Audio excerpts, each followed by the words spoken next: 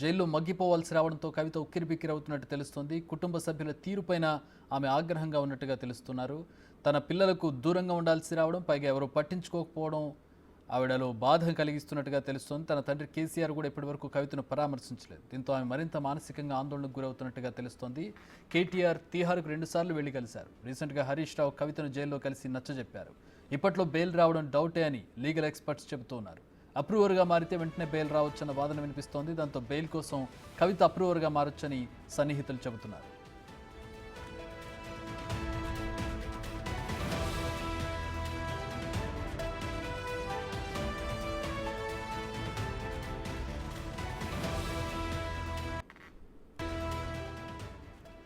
మా ప్రతినిధి శివ జాయిన్ అవుతున్నారు ఢిల్లీ నుంచి. శివ, ఒక్కవేళ కవిత అప్రూవర్గా మారే అవకాశం ఉంటే నిజంగా ఒక సంచలనాత్మకమైనటువంటి విషయం అవుతుంది. అప్రూవర్గా మారితే పరిణామాలు ఏ విధంగా ఉండే అవకాశం కనపడుతుంది? అంటే అటు ఆమెకి ఫేవర్గా కావచ్చు, కేసు అప్డేట్కి సంబంధించి కావచ్చు.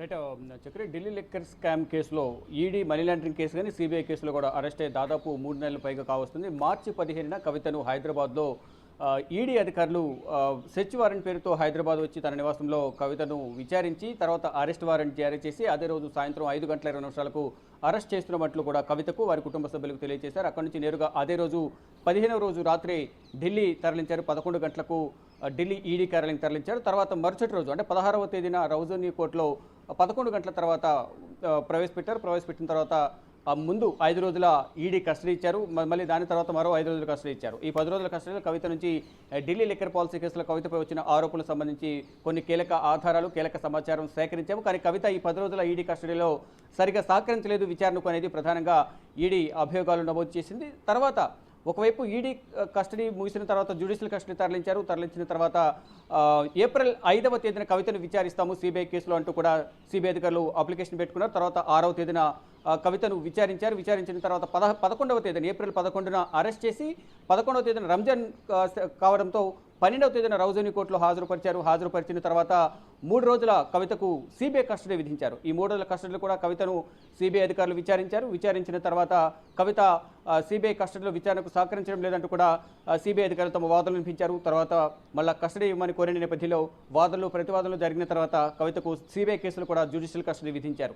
తర్వాత కవిత మధ్యంతర బెయిల్ పిటిషన్ దాఖలు చేశారు. 8వ తేదీన ఏప్రిల్ 8న కవితకు సంబంధించిన మధ్యంతర బెయిల్ పిటిషన్పై తీర్పును వెలువరించారు. అంటే వాదనలు ప్రతివాదనలు కొనసాగిన తర్వాత మధ్యంతర బెయిల్ను కొట్టేశారు. తర్వాత రెగ్యులర్ బెయిల్పై పిటిషన్ను ఈడీ కేసులో ఏప్రిల్ 16వ తేదీన ఈడీ కేసులో కూడా విచారణ జరిగింది. తర్వాత సిబిఐ కేసులో కూడా బెయిల్ పిటిషన్ దాఖలు చేసిన నేపథ్యంలో 2 బెయిల్ పిటిషన్లను తిరస్కరిస్తున్నట్లు ఏప్రిల్ 23వ తేదీన రౌజోనీ కోర్టు న్యాయమూర్తి కావేరి భవేజా తీర్పును వెలువరించారు. తర్వాత 2 కేసుల్లో కూడా బెయిల్ను కోరుతూ కూడా రౌజోనీ కోర్టు నుంచి ఢిల్లీ హైకోర్టుకు వచ్చారు. ఢిల్లీ హైకోర్టులో కూడా వాదనలు ప్రతివాదనలు కొనసాగాయి. తర్వాత ప్రజెంట్ తీర్పునైతే రిజర్వ్ చేశారు. ఢిల్లీ హైకోర్టులో తీర్పు అనేది 2 కేసుల్లో కూడా Delhi liquor policy money laundering case ED కేసులోను అంటే సిబిఐ కేసులో 2 కేసుల్లో కూడా ప్రజెంట్ తీర్పును రిజర్వ్ చేశారు. అంటే దాదాపు తీర్పు రిజర్వ్ చేసి కూడా 15 రోజులు 20 రోజుల పైనే కావస్తుంది. ఇక ఇప్పట్లో ఈ దశలోనే కవిత ఒకంత అసహనానికి లోనవుతున్నారు.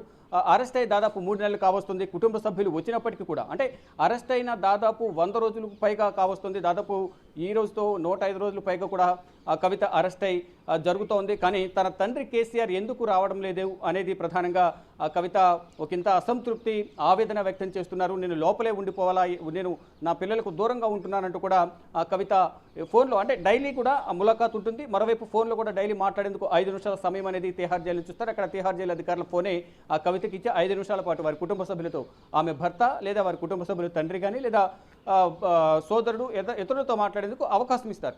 దానిలో భాగంగా ఫోన్లో మాట్లాడినట్లుగా కూడా మనకు సమాచారం ఉంటుంది. డైలీ కవిత భర్తతో అనిల్తో డైలీ ఫోన్లో మాట్లాడతారు. మరోవైపు వారి పిల్లలతో కూడా ఫోన్లో మాట్లాడినంత మాత్రాన డైలీ కలవాల్సి ఉంటుంది. కాబట్టి ఇటు జ్యుడిషియల్ కస్టడీలో భాగంగా కవితను వీడియో కాన్ఫరెన్స్ ద్వారా మాత్రమే రౌజోనీ కోర్టుకు న్యాయమూర్తి ముందు తిహార్ జైలు అధికారులు హాజరుపరుస్తున్నారు. జ్యుడిషియల్ కస్టడీ ఎక్స్టెండ్ చేస్తూ ఉన్నారు. ఇక అప్రూవర్గా మారుతారు కవిత అనే ప్రచారం అయితే తీవ్రమైన ప్రచారం కొనసాగుతుంది. అసలు అప్రూవర్గా మారితే ఏం జరుగుతుంది, అప్రూవర్గా మారే సందర్భంలో ఎటువంటి వాంగ్మూలం ఇవ్వాల్సి ఉంటుంది అనే దానిపై కూడా ప్రధానంగా చర్చ జరుగుతుంది. అప్రూవర్గా మారే సందర్భంలో వాంగ్మూలం ఇవ్వడం ద్వారా తనకు ఇప్పటివరకు తెలిసిన సమాచారం తనకు ఢిల్లీ లిక్కర్ పాలసీ కేసుతో ఉన్న సంబంధం ఏంటి అనేది విషయాలను, కొన్ని కీలక విషయాలను తన దగ్గర ఉన్న సమాచారాన్ని షేర్ చేయడం ద్వారా అప్రూవర్గా మారే సందర్భంలో చెప్పడం ద్వారా అప్రూవర్గా మారిన తర్వాత కేసు నుంచి కొంత విముక్తి, అంటే ఉపశమనం లభిస్తుంది, బెయిల్ లభిస్తుంది అనేది ప్రధానంగా ఇప్పుడున్న దాన్ని బట్టి మనకు అర్థమవుతుంది. దానిలో భాగంగానే సౌత్ గ్రూప్లో కీలకంగా వ్యవహరించారని చెప్తున్న శరత్ చంద్రారెడ్డి, మాగుంట రాఘవరెడ్డి, మాగుంట శ్రీనివాసరెడ్డి.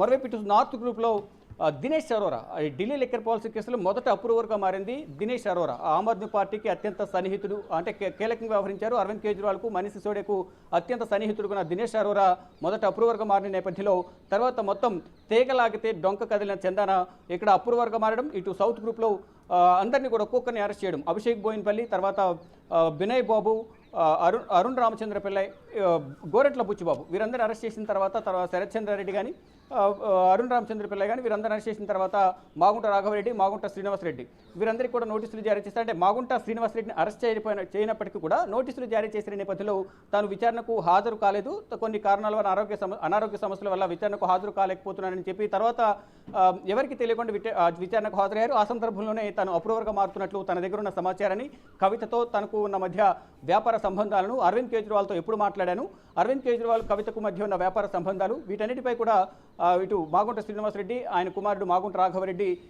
ఈడీ ముందు అలాగే సిబిఐ ముందు వాంగ్మూలం ఇచ్చి వారు అప్రూవర్గా మారినట్టు తెలుస్తుంది. దానిలో భాగంగా వారందరికీ కూడా బెయిల్ లభించింది. అంటే అప్రూవర్గా మారితేనే అందరికీ బెయిల్ వస్తుందనే ఊహాగానాలు వ్యక్తమవుతున్న నేపథ్యంలో కవిత కూడా అప్రూవర్గా మారితే బెయిల్ వస్తుంది, త్వరలోనే బయటకు వస్తారని కొంత అనుచర వర్గం బీఆర్ఎస్ శ్రేణుల్లోనూ, ఇటు కవితకు సంబంధించిన కొంతమంది అనుచర వర్గం చర్చించుకుంటున్నారు. దానిలో భాగంగానే కవిత కూడా త్వరలో అప్రూవర్గా మారుతారు అనేది ప్రధానంగా చర్చ జరుగుతుంది. కానీ కవిత తరపు న్యాయవాదులు మాత్రం అప్రూవర్గా మారితే తాను తప్పు చేశానని ఒప్పుకున్నట్లే ఉంటుంది, కాబట్టి కవిత అప్రూవర్గా మారే అవకాశం లేదు అని వారు కొట్టిపారేస్తున్నప్పటికీ త్వరలోనే అప్రూవర్గా మారుతారు, త్వరలోనే బయటకు తిహార్ జైలు నుంచి బయటకు వస్తారని అయితే ఇటు బీఆర్ఎస్ శ్రేణులు, బీఆర్ఎస్ నేతలు, కొంతమంది కవిత అనుచర వర్గం అయితే ఆశాభావం వ్యక్తం చేస్తున్నారు. కానీ అందరూ వస్తున్నారు. ఇప్పటి వరకు కవిత మార్చి 15 అరెస్ట్ అయిన తర్వాత ఈడీ కస్టడీలో ఉన్న సందర్భంలో డైలీ ఈడీ కార్యాలయానికి ఇటు కేటీఆర్ కానీ, కవిత భర్త అనిల్, అలాగే కవిత కుమారులు ఇద్దరు, కవిత తల్లి శోభమ్మ కూడా ఈడీ కస్టడీలో ఉన్న కవితను కలిశారు. ఇలా ప్రతి ఒక్కరు కూడా ఈడీ కస్టడీలో ఉన్నప్పుడు వెళ్ళి కలిశారు. మరోవైపు ఇటు సిబిఐ కస్టడీలో ఉన్న సందర్భంలో కూడా కేటీఆర్ వెళ్ళి కలిశారు. కానీ ఇటు తిహార్ జైల్లో 100 రోజుల కాలంలో 2 సార్లు మాత్రమే కేటీఆర్ వెళ్ళి కవితను కలిశారు. ఇటు హరీష్ రావు కూడా నిన్న వెళ్ళారు, గతంలో ఒకసారి వెళ్ళారు. మరోవైపు ఇటు మహిళా మంత్రులు, మాజీ మంత్రులు ఎవరైతే ఉన్నారో సత్యవతి రాథోడ్, అలాగే సబితా ఇంద్రారెడ్డి, మరికొంతమంది మహిళా నేతలు కూడా గతంలో కవితను తిహార్ జైల్లో కలిశారు. కానీ తన తండ్రి ఎందుకు రావడం లేదనేది ప్రధానంగా కవిత ఆవేదన వ్యక్తం చేస్తున్నారు. తన తండ్రి రాకపోవడం పట్ల కూడా కొంత అసహనం, అసంతృప్తి కూడా వ్యక్తం చేస్తున్నట్లు సన్నిహితుల వద్ద తెలిపినట్లు కూడా తెలుస్తుంది. దానిలో భాగంగానే తనని ఎవరూ పట్టించుకోవడం లేదు, అంటే మొక్కుబడిగా వచ్చి నన్ను కలిసి వెళ్తున్నారు తప్ప ఎవరు కూడా నన్ను బయటకు తీసుకొచ్చే ప్రయత్నాలు చేయడం లేదు అనేది ఆవిడ ఫోన్లో మాట్లాడే సందర్భంలో ఆవేదన వ్యక్తం చేసినట్టు తెలుస్తుంది. మరోవైపు ములాఖాతులో భాగంగా వెళ్ళిన సందర్భంలో కూడా ఇటు హరీష్ రావు, కేటీఆర్, మరికొంతమంది కుటుంబ సభ్యులతో కూడా, పార్టీ నేతలతో కూడా తన వేదనను తెలియజేసినట్లుగా తెలుస్తుంది. అంటే ఇటు తిహార్ జైలుగా వెళ్ళినప్పటికీ కూడా అక్కడ జస్ట్ ఫేస్ టు ఫేస్ కనిపించడానికి మధ్యలో ఒక జాలి లాగా ఉంటుంది, అక్కడ క్లియర్గా కూడా ఫేస్ కనిపించదు, జస్ట్ ఫోన్లో మాత్రమే మాట్లాడడానికి అవకాశం ఉంటుంది, డైరెక్ట్గా చూసుకోవడానికి కూడా అవకాశం ఉంది. జస్ట్ వెళ్ళారా, మాట్లాడాము, అంతే. ఏం జరుగుతుంది అనేది కూడా కంప్లీట్గా కవిత మొత్తం ఆకారం అనేది క్లియర్గా కనిపించిన పరిస్థితి ఉంటుంది. కానీ కనీసం నన్ను చూడడానికి తన తండ్రి రాలేదు అనేది ప్రధానంగా వెళ్ళిన వారందరి దగ్గర కూడా చెప్తున్నట్టుగా తెలుస్తుంది. ఈ నేపథ్యంలోనే తను ఇప్పట్లో బయటకు వచ్చే అవకాశం లేదు, బయటకు వస్తానో లేదనేది కూడా కొంచెం ఆవేదన వ్యక్తం చేస్తున్నట్టు తెలుస్తుంది. అయితే మొత్తంగా చూసుకుంటే అప్రూవర్గా మారితేనే బెయిల్ వస్తుందని ఒక ప్రచారం జరుగుతున్న నేపథ్యంలో త్వరలోనే కవిత కూడా అప్రూవర్గా మారుతారు, బయటకు వస్తారంటూ కూడా కొంతమంది చెప్తూ ఉన్నారు. కానీ ఇటు న్యాయవాదులు మాత్రం కవిత ఏ తప్పు చేయలేదు కాబట్టి అప్రూవర్గా మారితే తప్పు చేసినట్లుగా ఒప్పుకున్నట్లు ఉంటుంది. ఈ నేపథ్యంలోనే కవిత అప్రూవర్గా మారే అవకాశం లేదంటూ కూడా ఇటు న్యాయవాదులు కొట్టిపారేస్తున్న పరిస్థితి కనిపిస్తోంది. Chakri, alright, thanks for the update Shiva. అది ఢిల్లీ నుంచి మా ప్రతినిధి శివ అందించిన వివరాలు. ఇక న్యూస్ రూమ్ నుంచి మా ఇన్పుట్ ఎడిటర్ పవన్ జాయిన్ అవుతున్నారు. దీనికి సంబంధించి మరిన్ని వివరాలు తెలుసుకుందాం. పవన్, ఇక్కడ మనం 2 విషయాలు మాట్లాడుకోవాలి. ఒకటి లీగల్ ఆస్పెక్ట్లో, రెండవది ఫ్యామిలీ ఆస్పెక్ట్లో. ముందుగా లీగల్ విషయాలకు వద్దాం. అప్రూవర్గా మారడానికి సంబంధించి లీగల్గా ఉండేటువంటి టెక్నికల్ ఎలిమెంట్స్ ఏంటి? అప్రూవర్గా మారితే నిజంగా బెయిల్ వస్తుందా? అంటే సరే, ఈ కేసులో అప్రూవర్గా మారిన వాళ్ళందరికీ బెయిల్స్ వచ్చాయని అంత మాత్రాన అప్రూవర్గా మారితే బెయిల్స్ వచ్చేటటువంటి పరిస్థితి ఉంటుందా? ఒకటి. రెండోది, ఈ కేసులో కవిత ఏ లెవెల్లో ఉన్నారు, అంటే ఏ స్థాయి అవినీతికి పాల్పడ్డారు, ఏ స్థాయి స్కామ్కి పాల్పడ్డారు ఆవిడ? ఒకవేళ ఆవిడ అప్రూవర్గా మారితే తర్వాత చుట్టుకోబోయేది ఎవరు పీక్కి? ఈవిడ ఎలాగో ఒప్పుకుంటారు, అంటే నేను తప్పు చేసుకున్నానని ఒప్పుకుంటారు. మరొకరితో కలిసి ఈ విధంగా తప్పు చేశామనేది ఆవిడ ఒప్పుకునేటటువంటి అప్రూవర్గా మారితే చెప్పాల్సినటువంటి అంశాలు ఇవి. ఆవిడ ఒప్పుకుంటారు, ఆవిడ తప్పు చేశారని ఒప్పుకోవాల్సి వస్తుంది. నెక్స్ట్ ఇంకొకళ్ళు మెడకి చుట్టుకోవాల్సి వస్తుంది. అది ఎవరు నెక్స్ట్ లైన్లో ఉండేది ఎవరు వాళ్ళు? సార్, సిబిఐ కానీ ఈడీ చేస్తున్న ఆరోపణలు కనుక పరిశీలించినట్లయితే లిక్కర్ స్కామ్లో మొత్తం కీలకంగా వ్యవహరించింది కవితే. సౌత్ గ్రూప్ ఏర్పాటులో చాలా కీలకమైన పాత్ర పోషించింది. సౌత్ గ్రూప్ ఏర్పాటు చేయడం ద్వారా అటు మాగుంట శ్రీనివాసరెడ్డి, మాగుంట రాఘవ, ఇతర వ్యక్తులందరినీ కూడా, ఈ కేసులో అరెస్ట్ అయిన శరత్ చంద్రారెడ్డి, వీళ్ళందరినీ కూడా ఒక గొడుగు కిందికి తీసుకొచ్చి అక్కడ ఢిల్లీలో లిక్కర్ వ్యాపారం చేద్దామని వీళ్ళందరినీ కూడా రెడీ చేసింది. వీళ్ళ దగ్గర నుంచి డబ్బులు కలెక్ట్ చేసింది మొత్తం కూడా కవితేనని అటు ఈడీ, సిబిఐ అధికారులు చెప్తూ వస్తున్నారు. దానికి సంబంధించి అటు మాగుంట శ్రీనివాసులరెడ్డి ఇతరులు కూడా అదే వాంగ్మూలాన్ని అటు దర్యాప్తు సంస్థలు ఎదుట వాళ్ళు చెప్పారు. అసలు వాస్తవానికి అటు ఢిల్లీ లిక్కర్ స్కామ్లో మార్పులు జరగబోతున్నాయి, ప్రైవేట్ వ్యక్తులకు ఈ మద్యం అమ్మకాలని అప్పగించబోతున్నారంటూ అటు పేపర్లో స్టేట్మెంట్ చూసి అటు మాగుంట శ్రీనివాసులరెడ్డి, ఎంపీగా ఉన్న మాగుంట శ్రీనివాసులరెడ్డి ఢిల్లీ ముఖ్యమంత్రి కేజ్రీవాల్ను కలిశారు. కేజ్రీవాల్ని కలిసిన తర్వాత కేజ్రీవాల్ మాగుంట శ్రీనివాసరెడ్డికి కవితను కలవాలంటూ సూచించారు. అప్పటికే కవిత ఆయన కేజ్రీవాల్తో మాట్లాడింది. ఈ వ్యవహారంలో తాను ఈ బిజినెస్లోకి రావాలనుకుంటున్నాను, తనకు సాయం చేయమంటూ ఆయనకు కోరింది. అందుకు తగ్గట్టుగా మార్పులు చేయాలంటూ కూడా ఆమె అడగడంతోనే కొన్ని మార్పులు చేశారు. ఏదైతే ముసాయిదా పత్రి తయారు చేశారో లిక్కర్ పాలసీకి సంబంధించి, ఆ పాలసీ అది ఇంకా ఫోర్స్లోకి రాకముందుకే దాన్ని తీసుకొచ్చారు. దాని కాపీని కవిత వ్యక్తిగత ఆడిటర్ బుచ్చిబాబుకి ఇచ్చారు.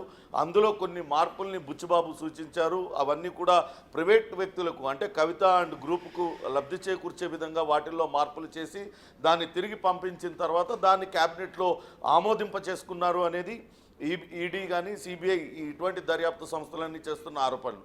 అందుకు గాను కవిత 100 కోట్ల రూపాయలు అటు ఆమ్ ఆద్మీ పార్టీకి చెల్లించింది. ఆ చెల్లించిన డబ్బులన్నీ కూడా అటు ఆమ్ ఆద్మీ పార్టీ పంజాబ్, గోవా ఎన్నికల్లో వాడారు అనేది ప్రధానమైన ఆరోపణ. అంటే ఎండ్ బెనిఫిషరీ, చివరికి అంతిమ లబ్ధిదారుడు ఎవరయ్యా అంటే ఇందులో కేజ్రీవాల్గా చెప్పాలి. ఒకవేళ నిజంగానే కవిత అప్రూవర్గా కనుక మారినట్లయితే ఒక్కసారి మాగుంట శ్రీనివాసులరెడ్డి ఇచ్చిన స్టేట్మెంట్ను మనం క్లియర్గా పరిశీలించాలి.